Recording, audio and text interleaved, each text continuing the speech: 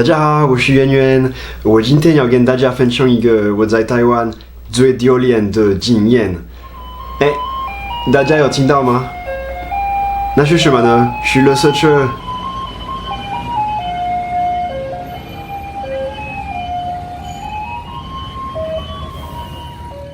OK， 我今天的故事跟垃圾车有关系。我先解释一下为什么在台湾处理垃圾，对外国人来说是一个非常不简单的事情。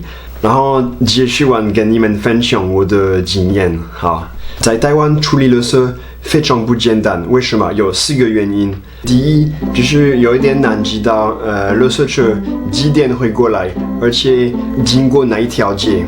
在法国的话比较简单，垃圾车可能1个礼拜1-2次会过来，然后你不用出门，你只要把你的很大的垃圾桶放在你家门口的外面，然后垃圾车过来，他会自己处理，拿你的垃圾桶，然后倒你的垃圾就要放回去，所以你不用在乎，他会自己处理。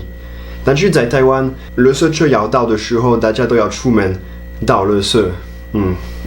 我知道有一些网站会跟你说，垃圾车几点，而且哪里。但是你们可以想象，刚到台湾的外国人应该不太知道哪些网站，而且应该都是中文。OK， 第2个原因，台湾的垃圾桶不多。其实法国很多垃圾桶，路上有很多公共的垃圾桶，然后你如果经过人家的门口，他们的很大的垃圾桶可能在外面，然后你可以随便开，然后丢你的垃圾，没问题。台湾在外面的垃圾桶又少又小，捷运的垃圾桶虽然你可以丢刚好你在吃东西的垃圾，还是你刚喝完的珍珠奶茶，那些小东西你可以丢，但是你不可以丢很大家里的东西，这个是非法的，不行。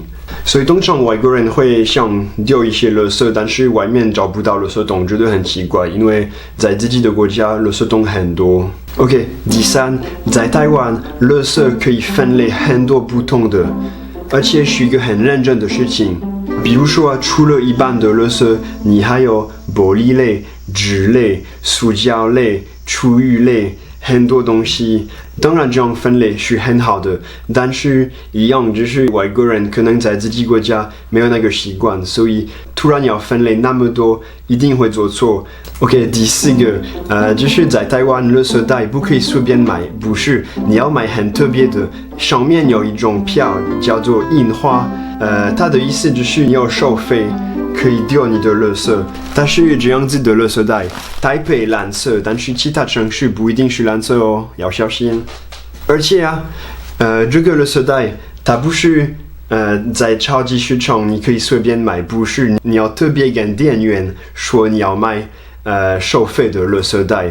外国人怎么知道呢？结果我今天想分享的经验就是我第一次去丢垃圾的经验。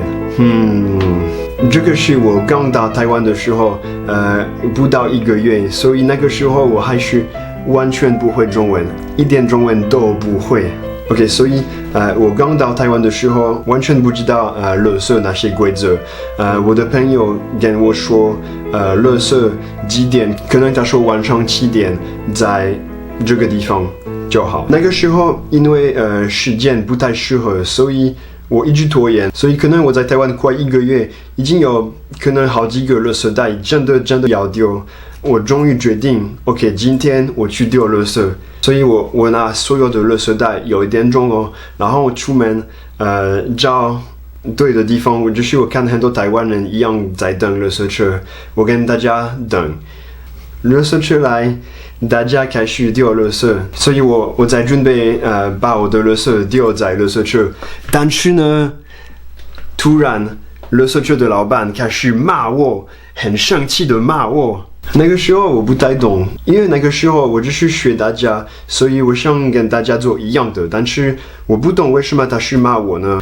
而且因为我完全不会中文，所以真的很难沟通。但是我终于了解，他的意思是我不可以用我的垃圾袋。我那个时候的垃圾袋有点像这个，就是一般的垃圾袋。不要偷看我的垃圾好吗？ OK， 所以我刚刚被骂，然后我终于了解，他抱怨的是我的垃圾袋，但是我那个时候在想，反正差不多吧，就是我的垃圾在一个袋子还是另外一个袋子，里面不是一样的垃圾吗？所以我真的不太懂他为什么这么生气，所以我跟他辩论一下，然后在路上他开始拆掉我所有的垃圾。他为什么这么做呢？我猜是因为他想拿可以回收的一些东西，比如说纸类还是塑胶瓶之类的。不知道大家可不可以想象这个画面？真的很好笑。其实，他就是我们在路上，我们在中间，旁边很多台湾人在看我们，应该觉得很好笑吧？